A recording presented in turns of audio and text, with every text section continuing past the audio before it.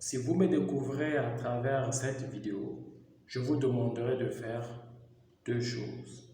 La première, abonnez-vous. La deuxième, vous cliquez sur le lien de notification pour ne pas manquer les prochains cours, les prochains exercices. Le commerce international est régi par la Convention de Vienne de 1980 portant loi uniforme du commerce international. Cette convention régit notamment les pratiques commerciales entre différents agents économiques. Cependant, les praticiens du commerce international n'ont pas attendu que les États règlent certains problèmes nés de l'évolution des échanges commerciaux internationaux. Ces acteurs ont jugé utile de mettre sur pied différents contrats types dont les plus importants sont les Incoterms. On se retrouve après pour la suite.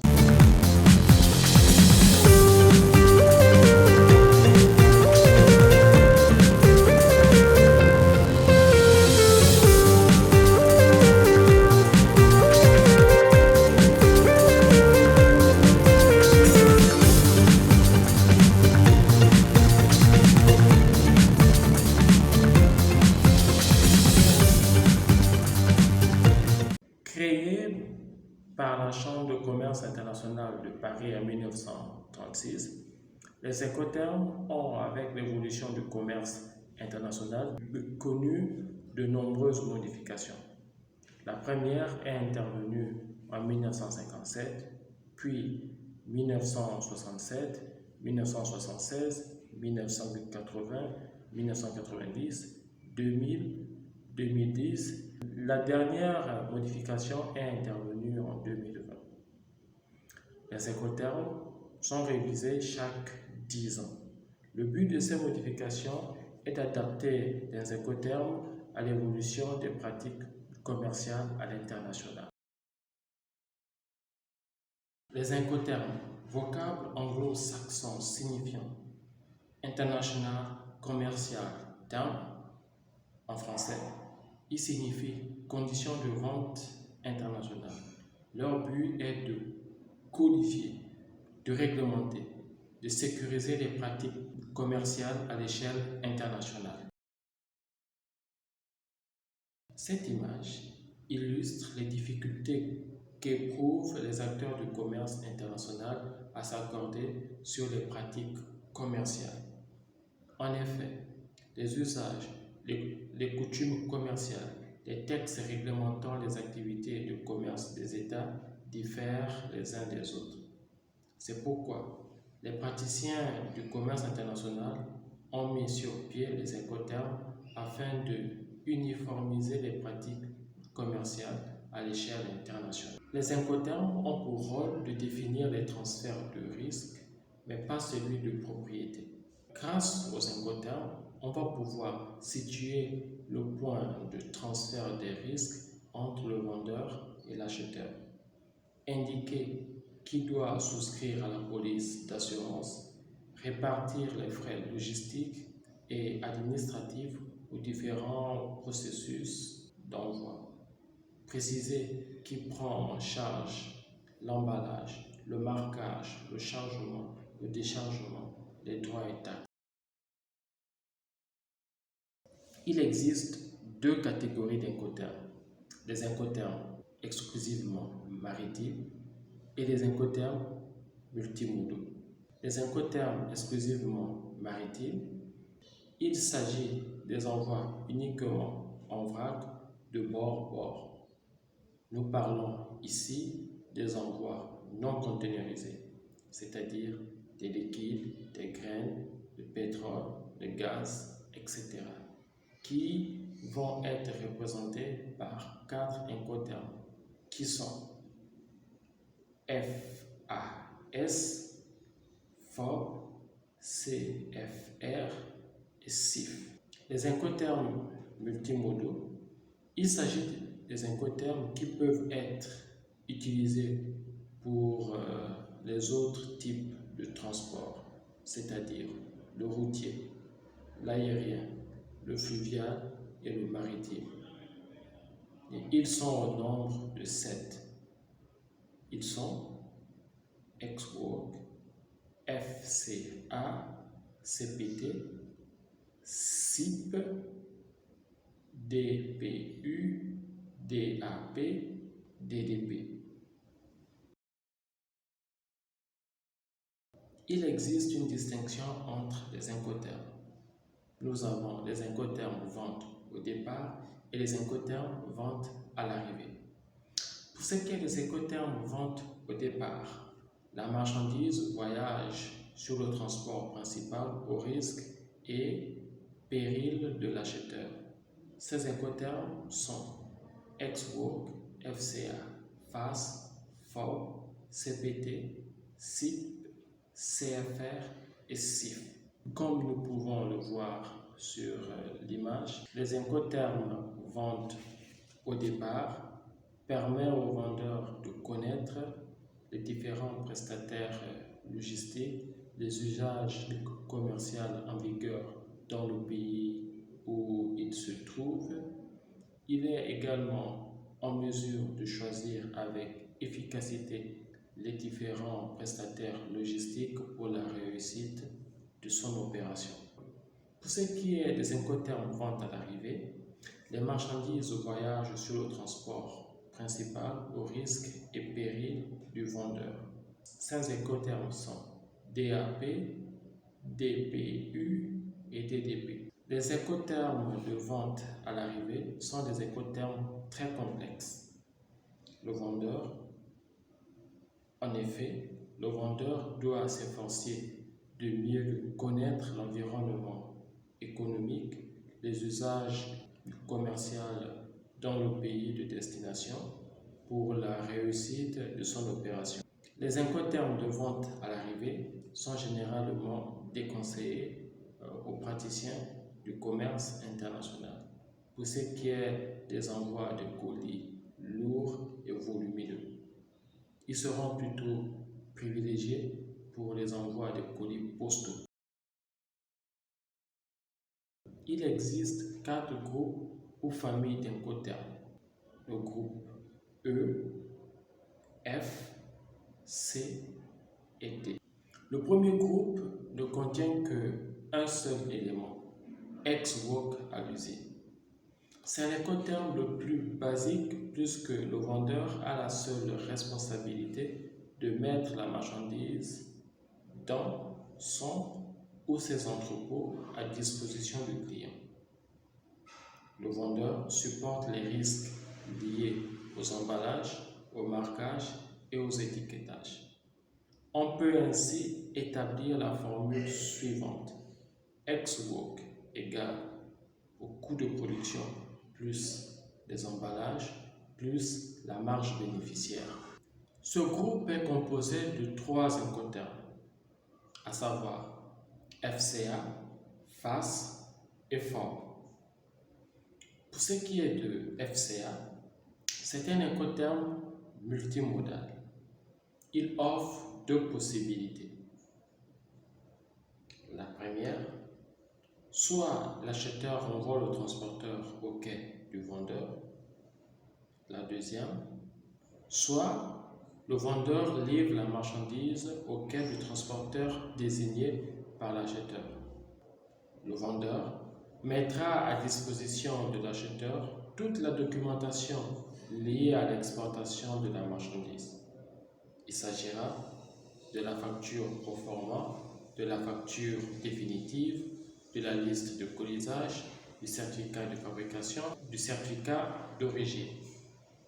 En fonction de la zone économique, la nature du produit, d'autres types de documents peuvent être demandés par l'administration de douane. Pour ce qui est de l'incoterm FCA, le vendeur supportera les risques suivants. Les risques liés à l'emballage, au préacheminement, à la douane export. Il supportera par la même occasion les frais logistiques suivants, les frais d'emballage, les frais de préacheminement, les frais de douane export. Ainsi, on peut établir la formule suivante pour ce qui est de l'incoterm FCA. FCA égale ex-work plus préacheminement plus douane-export. FAS est un incoterm exclusivement maritime. Le vendeur se dégage de toute responsabilité vis-à-vis du client quand il livre la marchandise dédouanée le long du navire. C'est une obligation de lieu et de moment.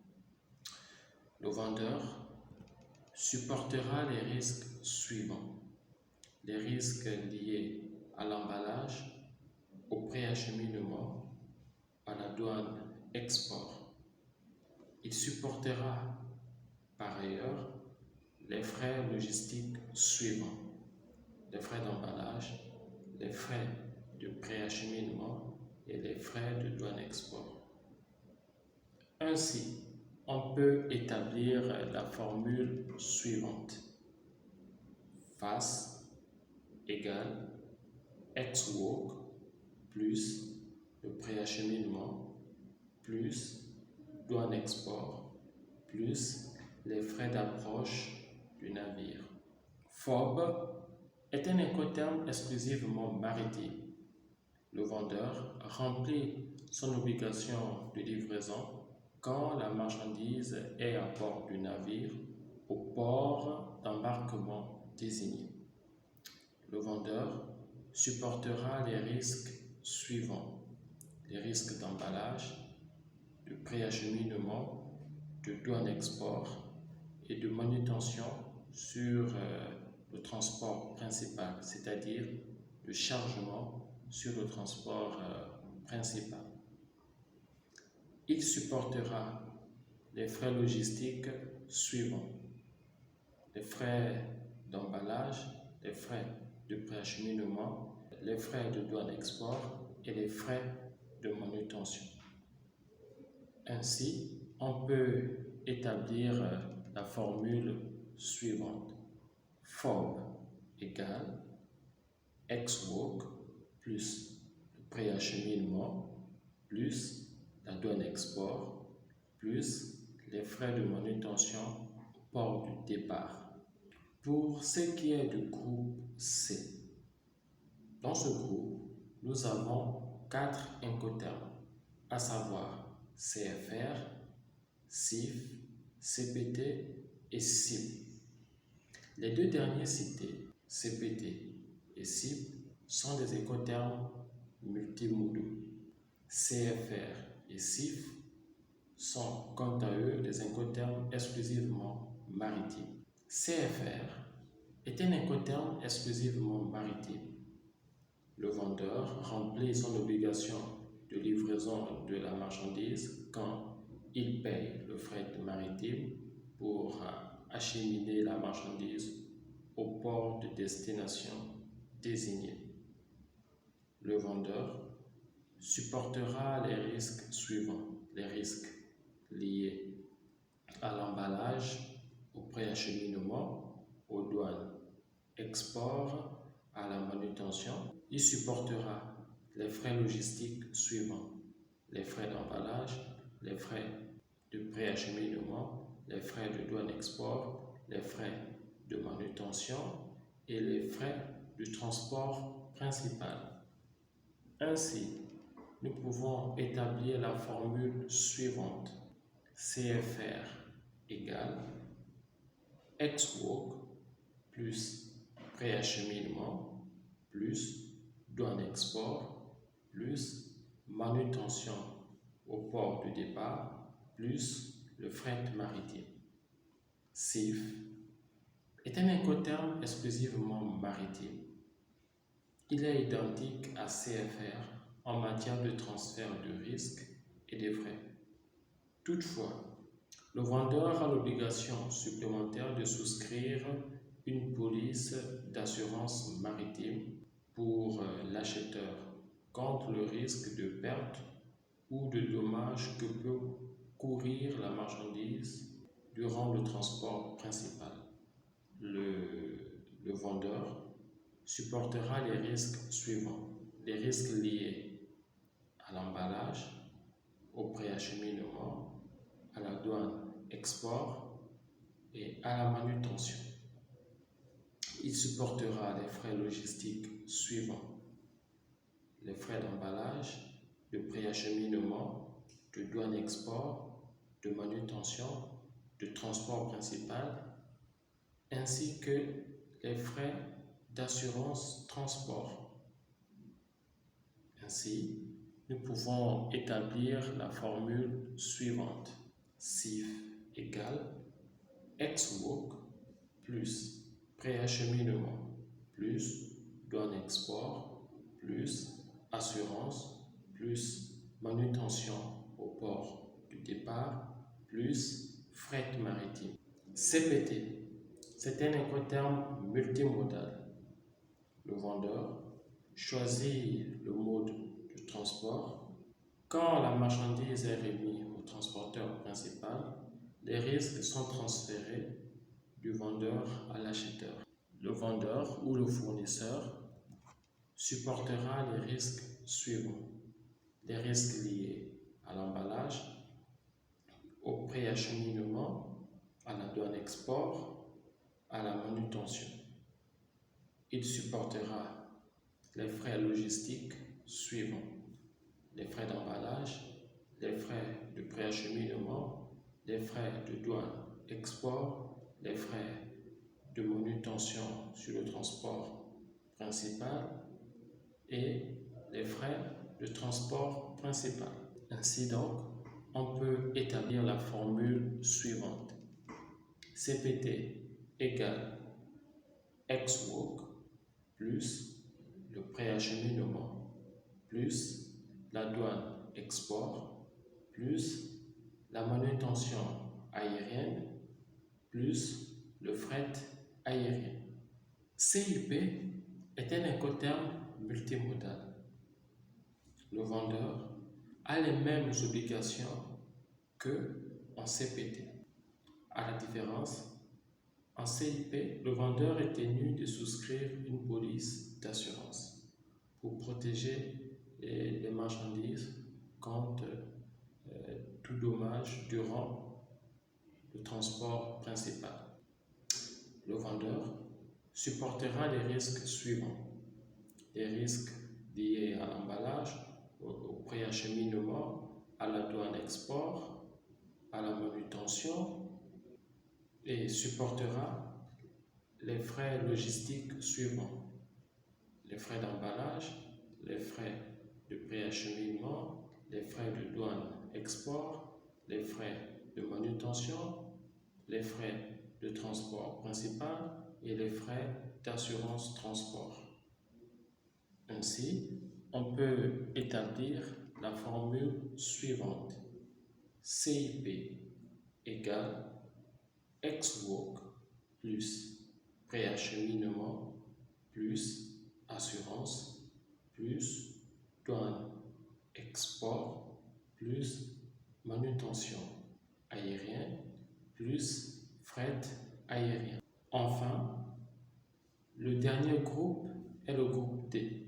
Compte 3 incoterms, DPU, DAP et DDP. Les incoterms du groupe D constituent les conditions de vente à l'arrivée, c'est-à-dire la marchandise voyage au risque et péril du vendeur jusqu'au point ou port convenu. DPU. C'est un incoterme multimodal. Il a remplacé l'incoterme DAT, qui ne précisait pas clairement le point de convenu de la livraison de la marchandise, ce qui engendrait plusieurs conflits. Dorénavant, avec l'incoterme DPU, les marchandises peuvent désormais être déchargées plus loin qu'au terminal aérien, portuaire ou routier, tels que les entrepôts du client ou un chantier à destination. Le vendeur assure le déchargement et déclare la marchandise il ne paie pas les frais de dédouanement et de post-acheminement. Pour ce qui est de TPU, le vendeur supportera les risques suivants. Les risques liés à l'emballage, au préacheminement, à la douane export, à la manutention du transport principal, donc au chargement, au transport principal, à l'assurance transport et à la manutention du transport principal dans le pays de destination. Il supportera les frais logistiques suivants: les frais d'emballage, les frais de préacheminement, les frais de douane export, les frais de manutention sur le transport principal pour ce qui est du port ou de l'aéroport de départ.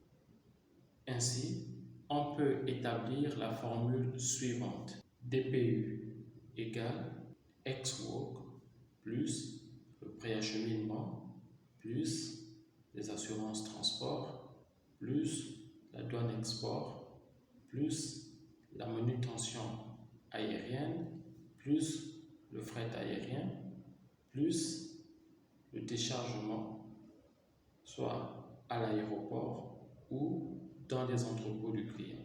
Pour ce qui est des expéditions par voie aérienne, au cas où on avait affaire à une expédition en transport maritime, il supportera les frais logistiques suivants: les frais d'emballage, les frais de préacheminement, les frais de douane export, les frais de manutention sur le transport.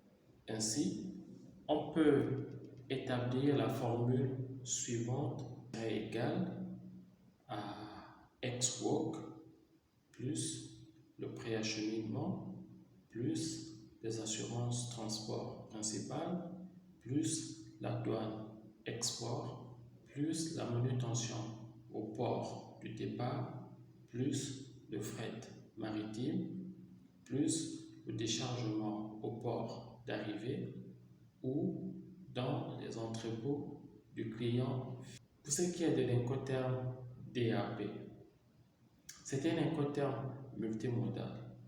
Pour cet incoterm, le vendeur a la responsabilité de livrer la marchandise en les mettant à la disposition de l'acheteur sur le moyen de transport à l'endroit convenu. Le vendeur supportera les risques suivants: les risques liés à l'emballage, au transport, au préacheminement, aux douanes export, à la manutention principale, donc au chargement au port de départ ou à l'aéroport de départ, au transport principal, à l'assurance transport, au poste acheminement dans le pays de destination. Il supportera les frais logistiques suivants: les frais liés à l'emballage, au préacheminement, aux douanes export, à la manutention du transport principal, au transport principal, à l'assurance transport et au post-acheminement. Ainsi, on peut établir la formule suivante pour ce qui est de DAP. DAP égale ex-work plus préacheminement plus assurance transport plus douane export plus manutention au port de départ plus fret maritime, enfin plus post-acheminement. Le vendeur ne supportera pas de déchargement au port d'arrivée ou les frais de déchargement dans les entrepôts du client. Pour les expéditions par voie aérienne, DAP serait égal à ex-work plus préacheminement plus assurance transport plus douane export plus manutention aérienne plus fret aérien plus post-acheminement. Et enfin, nous avons l'incoterm DDP. C'est un incoterm multimodal. Pour cet incoterm, l'obligation du vendeur est maximale. Il fait tout, y compris le dédouanement à l'import et le paiement de droits et taxes exigés. Le transfert des frais et risques se fait à la livraison chez l'acheteur. Ce dernier est responsable du déchargement de la marchandise dans son entrepôt. Pour ce qui est de l'incoterm DDP, le vendeur supportera les risques suivants. Les risques liés à l'emballage, au préacheminement, aux douanes export, à la manutention du transport principal, donc le chargement au port de départ ou à l'aéroport de départ, au transport principal, à l'assurance transport, à la manutention transport principal, au port d'arrivée ou à l'aéroport de destination, à la douane import et au poste acheminement.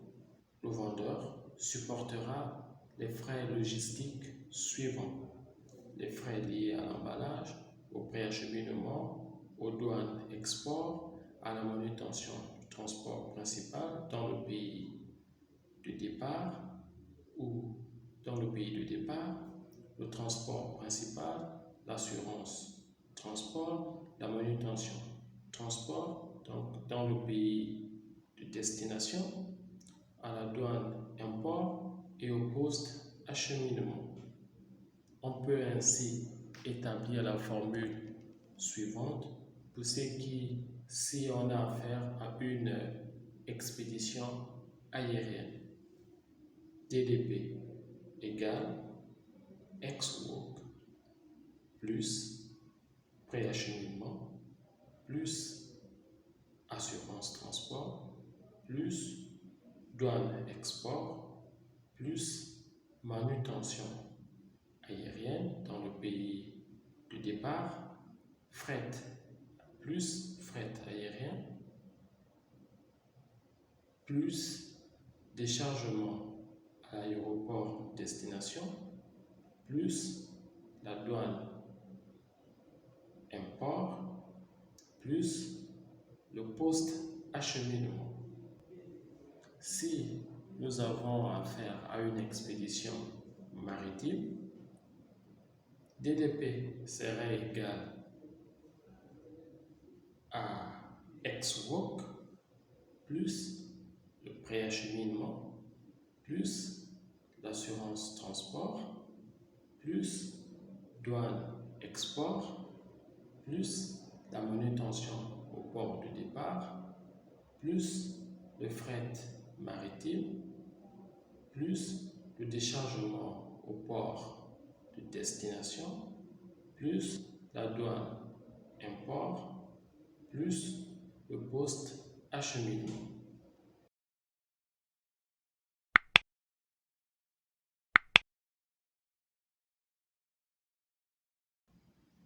Les incoterms ne sont pas obligatoires, ils sont facultatifs. Les différents praticiens, les différents acteurs, les différents agents économiques sont libres de les appliquer ou pas. Les incoterms sont toujours rattachés à un lieu géographique précis.